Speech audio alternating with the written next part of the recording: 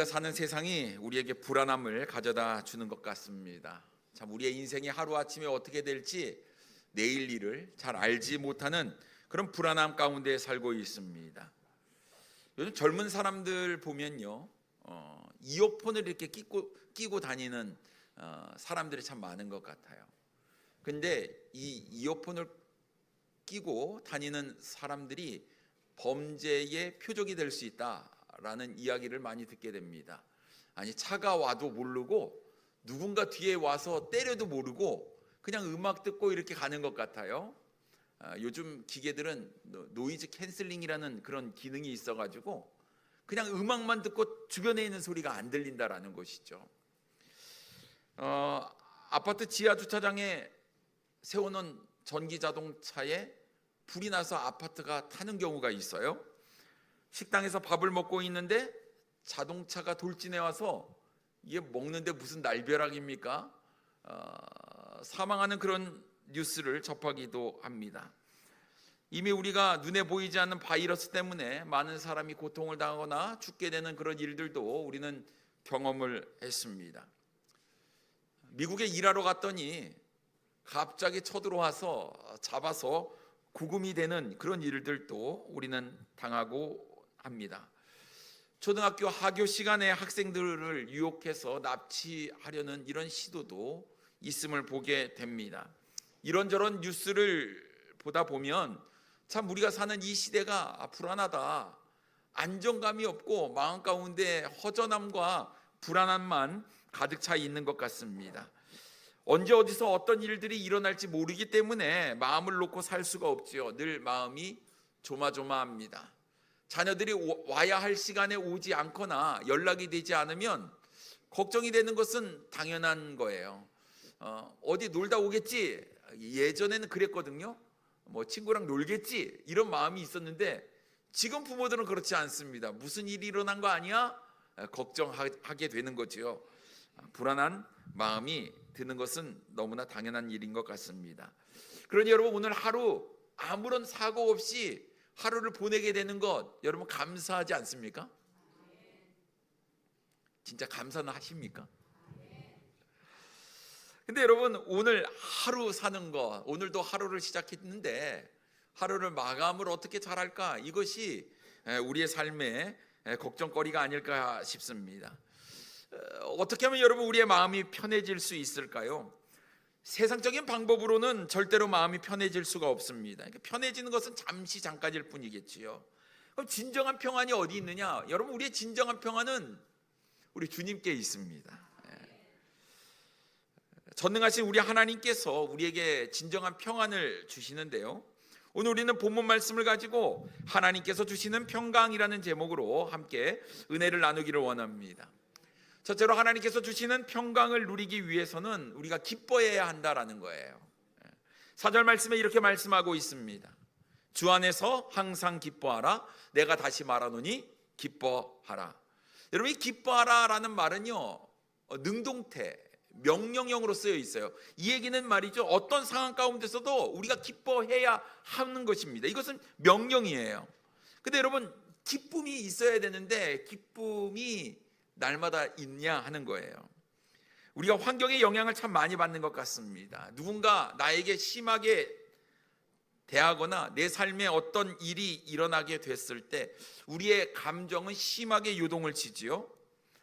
때로는 땅이 꺼질 것 같은 그런 낙심이 우리에게 찾아오기도 하고, 때로는 화산이 폭발하는 것 같은 분노가 일어나기도 합니다. 좀처럼 우리의 마음을 컨트롤하는 것이 쉽지가 않아요. 내 주변에 일어나는 환경, 상황, 문제 때문에 이런 일들이 벌어지게 됩니다. 근데 오늘 사도 바울은 우리에게 기뻐하라 라고 이야기를 하는데 그냥 기뻐하라 라고 말씀하지 아니하고 항상 기뻐하라 라고 말씀하고 있습니다. 모든 일에 기뻐하라는 거예요. 그러면서 사도 바울은 더 힘을 주어서 이야기를 하는데 다시 말하노니 기뻐하라 라고 이야기를 하고 있습니다. 그러니까 기뻐하되 항상 기뻐하고 내가 다시 말하는데 기뻐해야 된다. 이만큼 기쁨을 강조하는 말은 없다라고 생각이 들 정도입니다. 근데 우리가 잘 아는 대로 사도 바울은 데살로니가전서 5장 16절 말씀에 항상 기뻐하라라고 또 말씀을 하고 있습니다. 여러분, 이 정도 되면요, 우리가 기뻐하지 않는 것은 죄라는 생각이 드는 거예요. 왜냐하면 주님께서 계속 기뻐하라 기뻐하라 말씀하고 있는데 왜 내가 기뻐하지 못하느냐? 이거는 하나님의 말씀대로 순종하는 삶이 아니기 때문에 하나님 앞에서 죄를 짓고 있는 이런 마음이 들게 되는 것입니다. 여러분, 기뻐하셔야 돼요. 말씀이기 때문에, 명령이기 때문에 그렇습니다. 그만큼 우리의 삶의 기쁨은 중요합니다. 기쁨은 우리의 삶에 활력을 불어넣습니다. 기쁨은 우리의 삶을 생동감 있게 만들지요. 기쁨이 있는 사람은 항상 웃습니다.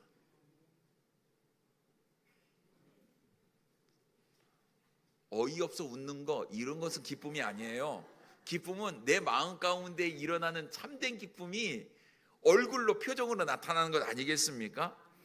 근데 우리가 이렇게 기뻐해야 한다라고 이야기할 때, 아니, 기뻐할 거리가 있어야 기뻐하지 라고 우리 마음 가운데 반발로 나오는 그런 표현들이 있잖아요. 그만큼 우리의 삶이 무의미하고 건조하다는 얘기입니다. 매일의 삶이 다람쥐 쳇바퀴 도는 것 같이 똑같아요. 그러니까 삶이요, 기쁨이 없고 지긋지긋합니다. 아유, 회사 가는 것 지긋지긋하고, 아침에 밥 해주는 것 지긋지긋하고, 아침에 정해진 시간에 일어나서 학교 가는 것 지겨워 죽겠고, 직장 좀 안 갔으면 좋겠고, 때가 되면 밥을 먹는 거 또 밥 먹어야 돼, 이것도 지겨워 죽겠고, 기쁨이 없는 것 같아요. 여러분 어떻습니까?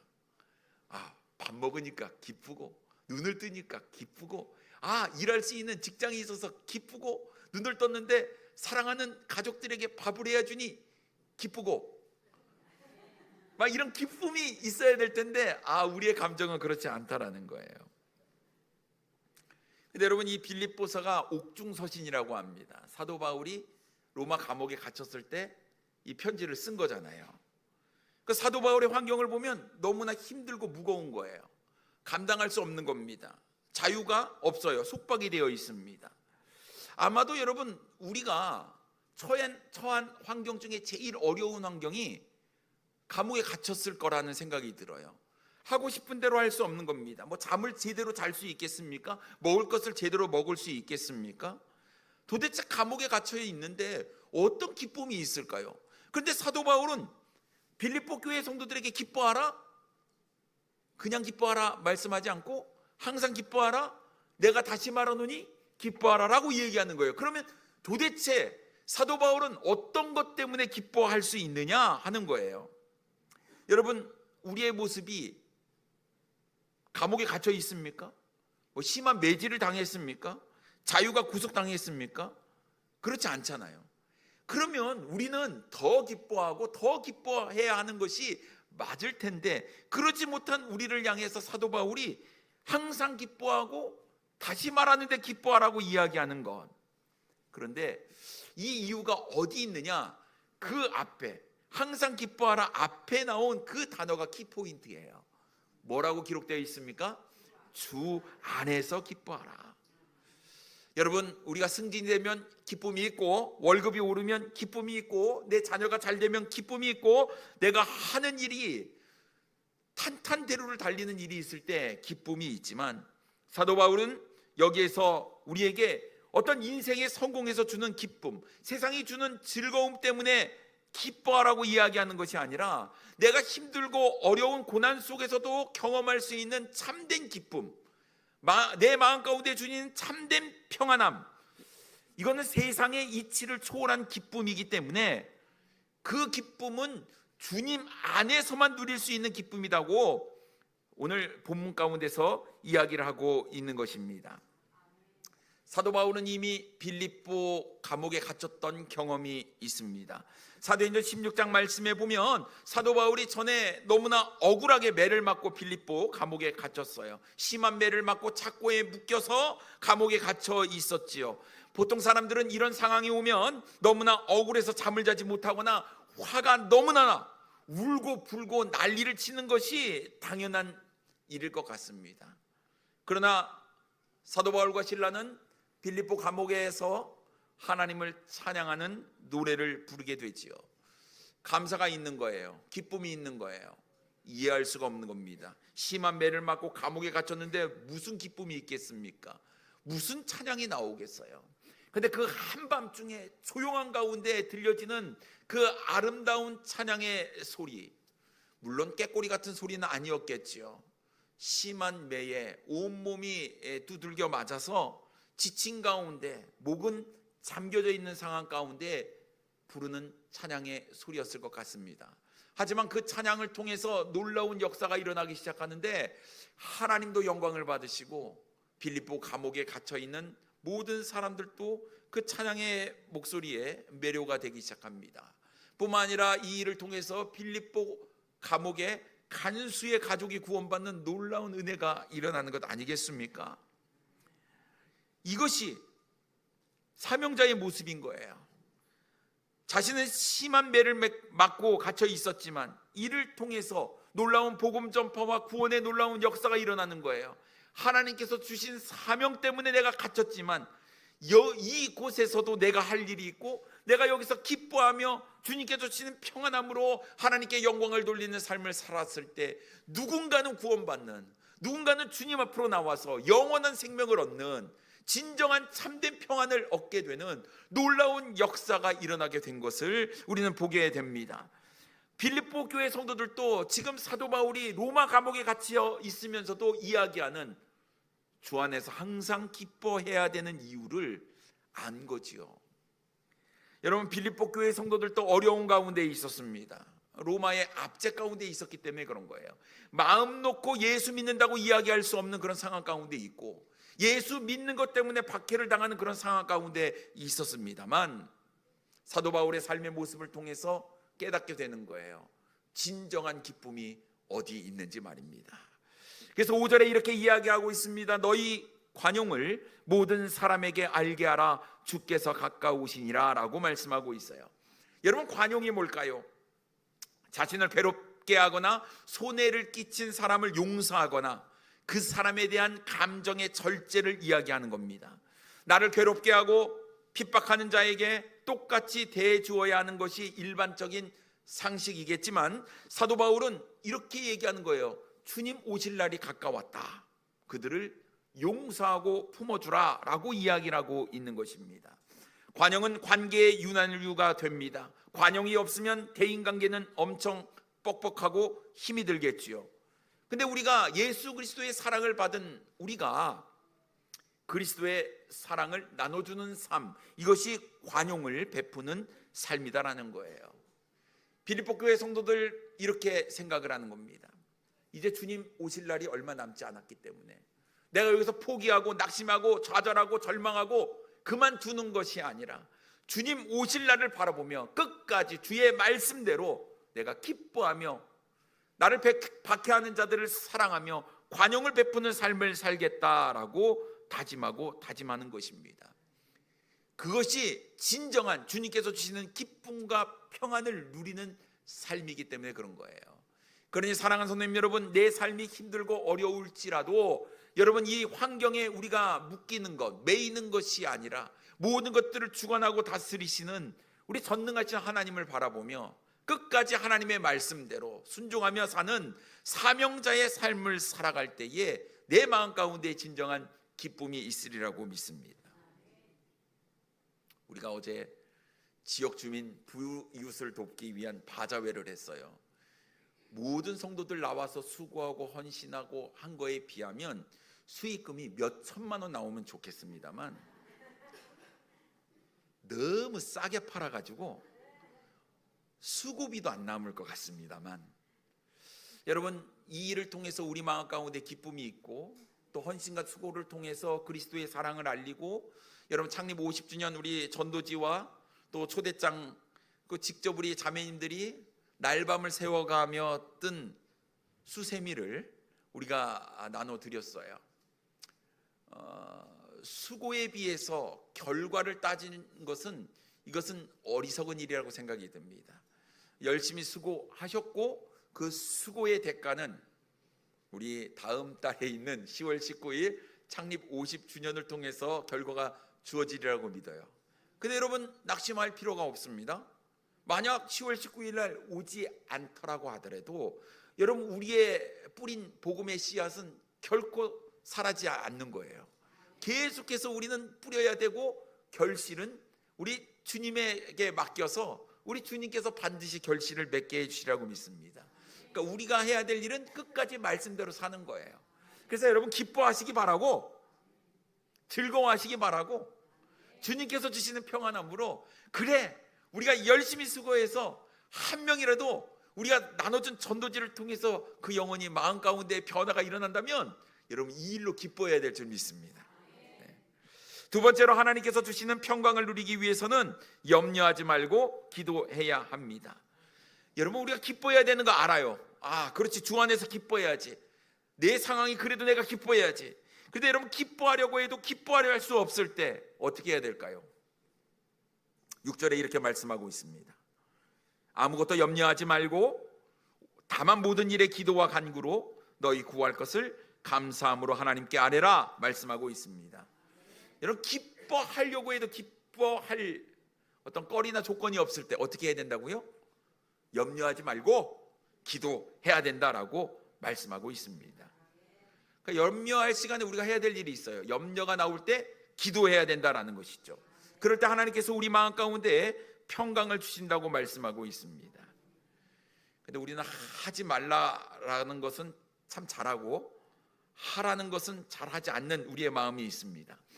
염려하지 말라고 하면 염려하지 말아야 하는데 과거 옛적 일까지도 우리가 끌어다가 염려하는 우리의 마음이 있습니다. 이게 문제지요. 이게 문제입니다. 여러분, 내가 정말 아파요. 아프면 어디 갑니까? 병원 가요. 그럼 병원에 가면 의사가 아니 왜 몸이 이렇게 됐어요? 이거는 절대로 먹지 말고 내가 처방해 준 약을 잘 꼬박꼬박 먹으세요. 요거는 식전에 먹고 요거는 식후에 먹으세요. 이렇게 얘기를 하면 여러분 어떻게 하시겠습니까? 에이, 그냥 아무 때나 먹으면 되지. 안 해요.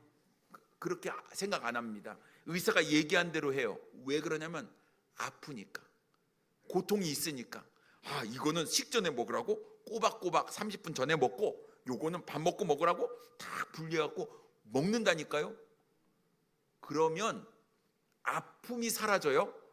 그렇게 아픔이 사라지잖아요.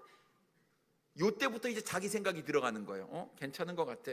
약이 남아도 안 먹어야겠다. 이런 생각 하셨죠? 안 봐도 뻔합니다. 그렇게 되더라고요. 아프면 해요. 안 아프면 안 하더라 라는 것이 사람의 마음입니다. 우리의 영적인 것도 마찬가지인 것 같아요. 염려하지 말라. 그럼 염려하지 않아야 되거든요. 그런데 말씀대로 안 되는 거예요. 아무것도 염려하지 말라 하면 아무것도, 그 어떤 것도 염려하지 말아야 됩니다. 그 염려거리 어떻게 해야 될까요? 다 맡기라는 거예요. 하나님께 아뢰라는 거예요. 그러면 아뢰면 되잖아요. 아뢰면 돼. 사도 바울은 어떤 일은 기도하라, 큰 문제에 대해서 기도하라 이렇게 말씀하지 아니하셨어요. 아무거나, 다시 말해서 모든 것 다 주님께 맡기라고 말씀하고 있는 거예요. 그러면 여러분, 우리가 이거 우리의 삶 가운데 잘 적용을 하셔야 됩니다. 평상시 기도를 잘 하셔야 돼요. 염려가 있든 없든, 큰 문제든 작은 문제든 하나님께 가지고 아뢰는 일을 해야 돼요. 굉장히 중요합니다. 이론은 돼요. 이론과 실전은 다르다라는 것이죠. 그래, 기도해야지. 염려하지 말아야지. 아무거나 다 주님께 아뢰야지. 그런데 막상 우리의 삶 가운데 염려거리가 찾아오면요, 염려한다니까요. 기도 안 하는 거예요. 그건 우리 몸에 습관이 안 돼 있기 때문에 그렇습니다. 운전하시는 분들은 알아요. 면허 딸 때 이 운전 가르쳐 주시는 분들이 이렇게 하라 저렇게 얘기하라 이야기해 줍니다. 뭐부터 얘기하냐면요, 깜빡이 어떻게 켜는지, 뭐가 브레이크고 뭐가 악셀인지 알려주는 거예요. 요즘 식당으로 들어가는 차가 왜 그랬습니까? 아이고, 브레이크 밟는다고 밟았는데 악셀을 밟았습니다. 조사해보니 진짜 그런 거예요. 음주운전 아니었고 뭐 정신적인 문제도 없어요. 그런데 착각한 거죠. 사람은 그럴 수 있는 것 아니겠습니까? 근데 여러분, 우리의 인생에서도 그런 거예요. 이론은 우리가 잘 압니다만 실제적으로 하는데, 여러분 이론대로 됩니까? 이거는 악셀이고 이거는 깜빡이고 볼 때는 왼쪽으로 갈 때는 왼쪽 사이드 미러 봐야 되고 뒤에 볼 때는 룸 미러 봐야 되고 다 아는데 막상 운전대 앞에 서가지고 가면 멍하다니까요. 그런데 계속해서 운전을 하다 보면 적응이 되고 경험이 쌓이다 보니까 여유가 생기고 이럴 때는 이렇게 해야 돼. 이론적으로 머릿속에 팍팍팍 떠오르는 것이 몸에 밴 습관으로 나타나서 운전을 잘하게 되는 거 아니겠습니까? 우리의 영적인 생활도 마찬가지라니까요. 우리가 여기 앉아 계신 분들이 기도의 중요성을 다 알지만 기도해야지 내 것이 되고 기도해야지 하나님의 능력을 내 능력으로 끌어올 수 있는 것이다라는 거예요. 세상이 알지 못하는 기쁨을 누리고 세상이 누리지 못하는 놀라운 하나님의 능력을 누리기 위해서는 여러분 우리의 작은 것부터 아래는 이 습관, 기도의 습관, 아래는 습관이 우리의 삶 가운데 있어야 한다라는 것입니다. 평상시 이 기도가 굉장히 중요하다라는 거예요. 그래 릴레이 기도도 하고 우리 50주년 창립 예배를 앞두고 특별 새벽 기도도 하고 매일매일 주님께 기도하는 것, 여러분 기도가 우리의 삶이 되고 우리의 생활이 될 때 여러분 하나님의 능력이 나의 능력이 되므로 여러분 우리 마음 가운데 두려움이 사라지고 평강이 우리의 삶 가운데 찾아오게 되리라고 믿습니다. 그러니 여러분 기도하셔야 돼요. 근데 염려하지 말고 기도해야 되는데 6절에 이렇게 말씀하고 있어요. 너희 구할 것을 감사함으로 하나님께 아뢰라. 감사함으로 아뢰래요. 염려하지 말고 이 염려의 모든 문제도 해결해 주실 것 여러분 믿고 감사함으로 하나님께 아뢰는 우리 사랑하는 성도님들 되기를 원합니다. 여러분 우리 초점이 그래서요 문제에 있으면 안 되고 항상 하나님께 있어야 돼요. 그래서 우리가 감사기도 여러분 염려하면 포커스가 염려하는 문제에 있지만 감사를 하게 되면 우리의 삶의 포커스가 하나님께 맞춰지는 것 아니겠습니까? 그러니 여러분 걱정할 일이 없죠. 전능하신 하나님이 내 편에 계시니까 말입니다. 그래서 7절에 이렇게 이야기합니다. 그리하면 모든 지각에 뛰어난 하나님의 평강이 그리스도 예수 안에서 너희 마음과 생각을 지키시리라. 여러분 염려하는 마음, 염려하는 생각, 우리의 마음과 생각을 누가 지켜주십니까? 하나님께서 지켜주시는 거예요. 그리스도 예수 안에서 하나님의 평강이 우리 마음과 생각을 지켜주신다고 말씀하고 있습니다. 그러니 여러분 이제 걱정할 필요가 없는 거예요. 하나님께 맡기시고 아뢰시면 된다라는 것입니다. 염려되는 일이 있으세요? 오늘 예배당을 나가시기 전에 그 염려 다 주님께 맡기시고 나가시기 바랍니다. 주님께서 주시는 진정한 평안함, 환경이 바뀌지 않아도 여러분 기도하고 감사함으로 믿음으로 기도하고 나가세요. 하나님께서 해결해 주실 줄 믿습니다. 베드로전서 5장 7절에 이렇게 말씀하고 있습니다. 너희 염려를 다 주께 맡기라. 이는 그가 너희를 돌보심이라. 여러분 우리가 하나님 바라보고 하나님 말씀 가운데 살면 하나님께서 우리 자녀를 사랑하시기 때문에 우리를 친히 돌봐주시리라고 믿습니다. 맡기시고 주님의 돌보심을 받는 우리 성도님들 되셔서 여러분 마음 가운데 진정한 하나님의 평강을 누리시는 우리 사랑 성도님들 되기를 원합니다.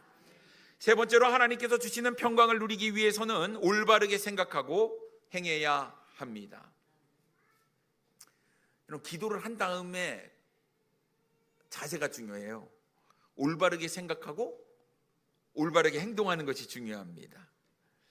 8절 말씀해 보면 끝으로 형제들아 무엇에든지 참되며 무엇에든지 경건하며 무엇에든지 옳으며 무엇에든지 정결하며 무엇에든지 사랑받을 만하며 무엇에든지 칭찬받을 만하며 무슨 덕이 있든지 무슨 기림이 있든지 이것들을 생각하라라고 말씀하고 있어요. 사도 바울은 우리가 갖춰야 될 8가지 행동에 대해서 말씀을 하고 있는 거예요. 참되고 경건하고 옳고 정결하고 사랑받을 만하고 칭찬받을 만하고 덕과 기림, 이것들을 우리가 생각하고 행동해야 된다라고 말씀하고 있어요. 그러면 하나님께서 주시는 이 평강을 계속해서 우리가 누리기 위해서는 우리의 마음과 생각이 분명히 달라져야 한다라는 거예요. 맡겼으면 걱정하지 말고 염려하지 말고 불안해하지 말고 여러분 우리의 마음과 생각을 바꾸고 거기에 합당한 올바른 생각과 올바른 행동을 하는 것이 중요하다라는 것이지요. 여러분, 편법과 불법은 그리스도인에게 있어서는 안 됩니다. 여러분, 세상적인 방법, 인간적인 잔머리를 굴려서는 안 됩니다. 무엇이 참되고 무엇이 경건하고 무엇이 정결하고 무엇이 사랑받을 만하고 무엇이 칭찬받을 만할 것인가, 여러분 우리가 잘 알잖아요. 여러분, 세상적인 방법을 사용해서는 안 되고, 여러분 하나님께서 원하시는 방법, 그 방법으로 우리가 올바르게 생각하고 행동할 때 하나님의 평강은 우리 안에 있는 거예요. 근데 여러분, 내가 내 방법대로, 인간적인 방법으로 잘못된 방법을 사용해서 살아가면 늘 우리 마음 가운데 불안함이 따라올 수밖에 없다라는 것입니다. 시편 42편을 보면 시편 기자가 아주 깊은 어려움을 당하고 있을 때, 그는 염려하고 불안해하고 있을 때 하나님께 부르짖게 됩니다. 42편 5절에 이렇게 이야기합니다. 내 영혼아, 내가 어찌하여 낙심하며 어찌하여 내 속에서 불안해하는가? 너는 하나님께 소망을 두라. 그가 나타나 도우심으로 말미암아 내가 여전히 찬송하리로다. 여러분, 내 상황이 너무 어렵고 힘들고 낙심과 좌절 가운데, 불안함 가운데 있는 거예요. 그런데 시편 기자는 이렇게 이야기를 합니다. 너는, 자기에게 이야기하는 거예요. 너는 하나님께 소망을 두라. 여러분, 우리도 어려움이 닥치면 이렇게 이야기할 수 있습니다. 내 마음 가운데 의심이 찾아와요. 불안함이 엄습해 옵니다. 막 두려움이 있어요. 걱정과 염려 때문에 내 마음 가운데 막 흔들림이 있는 거예요. 안정적이지 못하는 거예요. 여러분, 이때 조용히 여러분 하나님 앞에 기도할 때 여러분 이렇게 한번 외쳐보십시오. 시편 기자가 너는 하나님께 소망을 두라 라고 이야기했던 것처럼 내 마음이 온전히 하나님께 두도록 이야기를 하는 거예요. 왜 불안해? 왜 염려해? 용기 내, 힘내. 하나님께서 너와 함께 하시잖아. 하나님께서 나와 함께 하시잖아. 여러분께 좀 외칠 수 있는 이런 믿음이, 담대함이 우리에게 있어야 될 줄 믿습니다. 왜 그렇습니까? 우리 마음 가운데 하나님께 소망을 두고 있기 때문에 그렇습니다. 그래서 여러분, 사탄이 우리 마음을 흔들어 놓고 유혹할 때 나는 이미 내 마음을 결정했어. 내 마음은 하나님 편에 있어. 너는 나를 이기지 못해. 염려도 나를 무너뜨리지 못해. 나는 하나님께 소망을 둘 것이고 하나님께서는 나를 도와주실 거야. 여러분, 이 생각이 올바른 생각이고, 여기 이런 올바른 생각을 했을 때 여러분, 우리는 흔들림 없이 그 생각한 대로 행동으로 그 생각을 옮겨야 되리라고 믿습니다. 이사야 26장 3절 말씀에 보면 주께서 심지가 견고한 자를 평강하고 평강하도록 지키시리니 이는 그가 주를 신뢰함이니이다 라고 말씀하고 있습니다. 심지가 견고한 자를 평강하고 평강하도록 지켜주신대요. 우리가 주님께 우리의 마음을 두고 흔들리지 않고 우리의 심지가 견고할 때 평강의 평강을 우리 하나님께서 주신다고 말씀하고 있는 거예요. 그래서 여러분, 우리의 믿음의 뿌리가 어디 있는지 여러분 분명히 기억하시기 바랍니다. 모래 위에 세운 집은 무너질 수밖에 없지만 반석 위에 세운 집은 홍수가 나도 단단하다고 말씀하고 있어요. 여러분, 우리의 반석 대신 주님께 우리의 마음을 두고 있다고 한다면 주님께서 우리를 평강의 평강으로 인도해 주실 줄 믿습니다. 그래서 여러분, 9절에 사도 바울이 이야기하는 것을 우리는 꼭 기억해야 돼요. 너희는 내게 배우고 받고 듣고 본 바를 행하라. 그리하면 평강의 하나님이 너희와 함께 계시리라 라고 말씀하고 있습니다. 사도 바울에게 배우고 받고 듣고 본 것, 하나님의 말씀 그대로 행하라 라고 말씀하고 있어요. 그래서 여러분, 이러한 삶이 우리에게 있어야 될 줄 믿습니다. 그러려면요, 우리가 하나님께 나아가야 되는데 하나님께 우리가 나아가지 못할 때 나에게 자극을 주고 내 삶을 이끌어줄 영적 멘토가 좀 우리의 삶 가운데 필요합니다.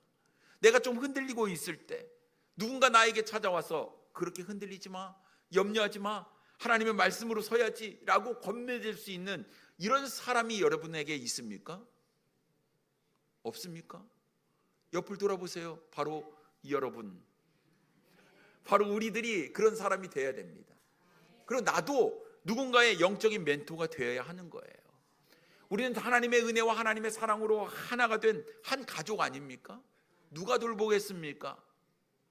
내가 돌봐야 되고 내가 함께 해야 되는 줄 믿습니다. 단순히 말밖에 없는 그런 모습이 아니라 정말 함께 할 수 있는 사랑하는 주 안의 형제 자매님들이 얼마나 귀하고 정말 가치 있는 존재이라고 믿습니다. 그러니 여러분, 힘들고 어려운 문제가 있을 때 하나님께 아뢰일 뿐만 아니라 주 안에 형제된 자매된 우리 지체들에게 기도 제목을 나누고 함께 기도하며 부르짖음으로 하나님의 놀라운 평강이 우리의 삶 가운데 있는 우리 사랑하는 성도님들 되기를 원합니다. 여러분, 염려 항상 우리의 삶 가운데 있어요. 근데 염려를 주관하고 다스리시는 우리 하나님 앞에 우리가 기도하고 다 맡기고 나아가면 하나님께서 우리 마음 가운데 진정한 평안을 주시리라고 믿습니다. 여러분, 염려도 많고 걱정도 많은 이 세상 가운데 모든 것을 하나님께 맡기고 기쁨으로 살아가시는 우리 성도님들 되기를 원합니다. 기도하겠습니다.